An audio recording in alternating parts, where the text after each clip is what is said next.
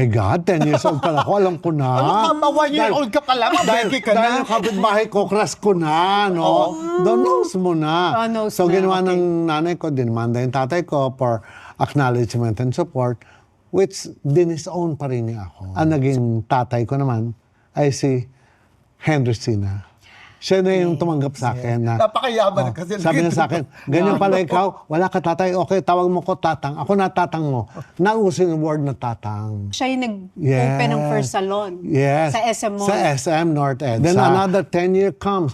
Ang naging tatay ko na gustong i-adapt ako was President FBR. What more can I ask for? You know, Parang binigyan ka ng father figure. Yes. Pag naririnig niyo po ang term na bakla akong magmahal, all the way, kayo mga tukli, pag nakakita kayo ng lalaki, nasasamahan kayo. Pag kumita kayo ng 1,800, bigay nyo na. Yung 200 sa inyo na, tsaka sa magulang nyo. Kasi bihira yung sasamahan ka talaga ng lalaki. Pero pag dumating yung point na itong lalaking itong sumasama sa'yo ay nakatagpo ng babae, out ka na. Sasaktan mo lang ang sarili mo. Ang hindi matanggap ng mga tukling, dahil kung sinasabi, iba ang mani sa butong pakwan. Ang mga tukling butong pakwan.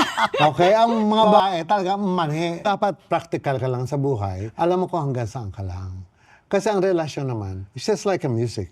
May simula at may katapusan. Dapat alam mo, pag tapos ka na, get out.